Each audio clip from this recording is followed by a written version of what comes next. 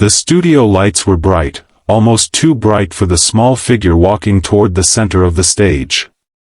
The cameras shifted to follow him, but he didn't look at them. He kept his eyes down, clutching the microphone with both hands as if it were something that could slip away from him if he loosened his grip. His name was Alvin, 12 years old, and his clothes looked worn from many washings.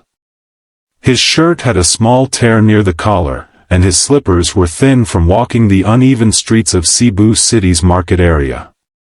The floor of the stage felt smooth compared to the broken concrete he was used to standing on when selling flowers and dried fish along the boulevard. He blinked several times under the lights, more from nerves than the brightness itself. The judges watched him with neutral expressions at first, the way judges often do, waiting to see what kind of story or performance this might be.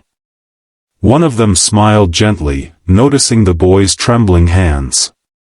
She leaned forward, her voice warm and calm, asking him to introduce himself. Alvin spoke softly, his voice almost lost in the big hall. "I'm Alvin, from Pasel area," he said, naming one of the poorest neighborhoods in the city. The audience murmured, some recognizing the place, some knowing exactly what life was like there. Fishing nets stretched over muddy paths, neighbors in small wooden houses close like puzzle pieces, the smell of the sea and smoke always floating in the air. They asked him what he did when he wasn't in school. Alvin's eyes lowered again. "Sometimes I sell dried fish, sometimes sampaguita garlands. I help my mama." He didn't say it with sadness, he said it as if it were simply the way life is, something he had accepted very early. One judge asked gently where his father was. Alvin paused, swallowed, then said, "He left when I was little." The hall stayed silent, not out of pity but out of respect for the quiet bravery in his voice. The judge closest to him straightened a little and asked why he chose the song Hotel California.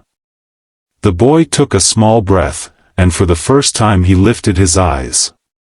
There was something steady and bright inside them, something fragile but strong. "Sometimes I hear the foreigners sing it near the bars," he said. "I listen from outside. I couldn't buy a radio, but I listened and listened until I knew the words."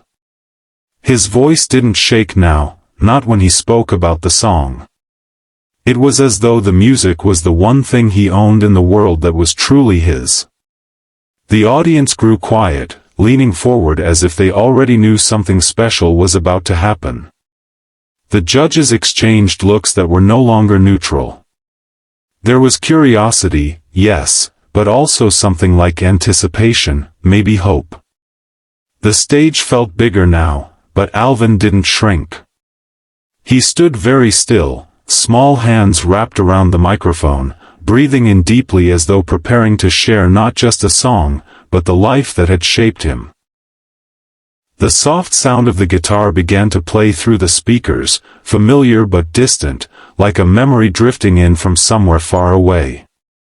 Alvin closed his eyes the moment the first note reached him, as if shutting out the world would help him find the place inside himself where the song lived. The audience leaned forward collectively, unsure of what to expect from this small, thin boy who looked as though a strong wind could carry him away.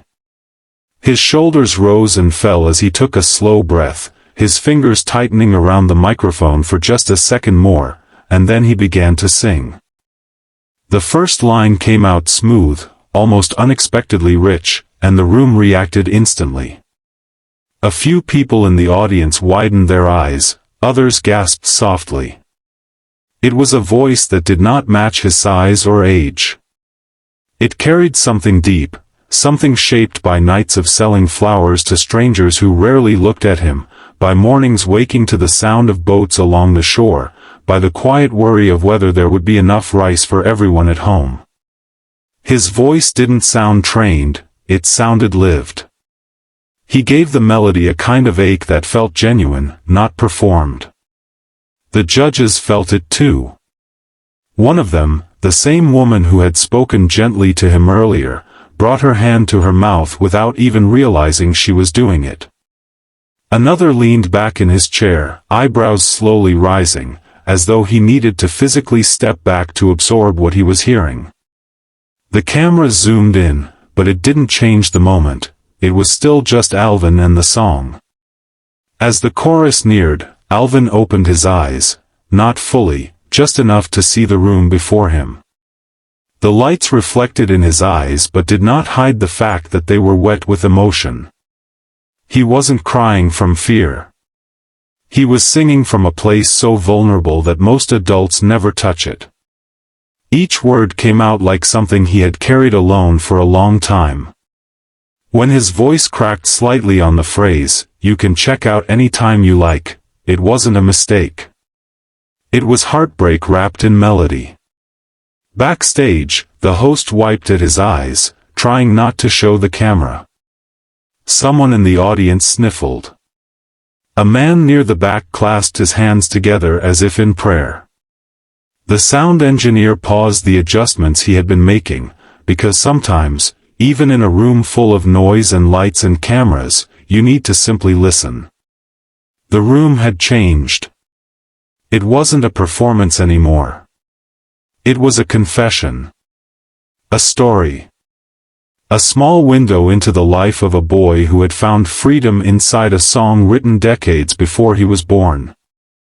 The music swelled gently, and Alvin's voice followed it, rising, steady, shining. He did not falter. He did not force anything. His voice simply carried the truth of who he was. When the final words of the verse floated out across the hall, time seemed to slow before the chorus returned, soft, steady, heartbreaking, and beautiful. And everyone in the room knew they were witnessing something rare, something that did not come often and would not be forgotten. The last note lingered in the air, trembling like something delicate that didn't want to break. For a long moment, no one moved. The studio was filled with a silence so full it felt heavy, like even breathing might shatter it. Alvin's small chest rose and fell quickly, his fingers still gripping the microphone as if the song were still flowing through him. He didn't smile. He didn't look around. He simply stood there, unsure if what he had done was enough or if the world would simply move on, as it always had. Then a sound began, just one pair of hands clapping. Slow, deliberate. It echoed. Another pair joined. And another. Until it became a wave of applause that shook the room. People stood from their seats without thinking, as though their bodies moved before their minds did. The audience was on their feet, cheering, clapping, some even shouting his name. Alvin stared, confused, as if unsure this reaction was meant for him. One of the judges stood too. The woman who had covered her mouth earlier now had tears streaming down her face. She tried to speak but her voice broke right away. She pressed her hand to her heart, then tried again. You made us feel every word," she managed, her voice trembling as she wiped her cheek. "You sang like someone who has known life far beyond your age. You sang not just to perform, but to speak." She shook her head, still overwhelmed. "You reminded us what music is supposed to be." The second judge leaned forward, his expression openly emotional now, the kind of emotion that cannot be rehearsed or manufactured.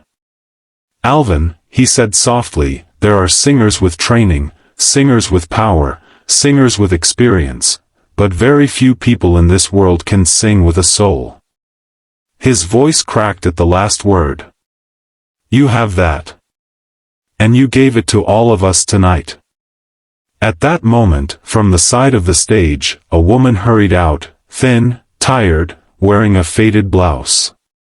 Alvin's mother. She looked as if she had been holding her breath for the entire performance. When she reached her son, she pulled him into her arms, hugging him so tightly it looked like she feared the world might try to take him away.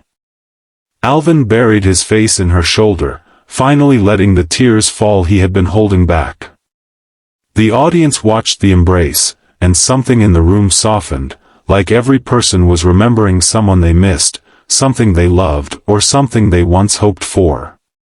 One judge reached for the golden ticket. He held it up, and the crowd roared. "Alvin," he announced, voice strong through the emotion, "you are going to the finals."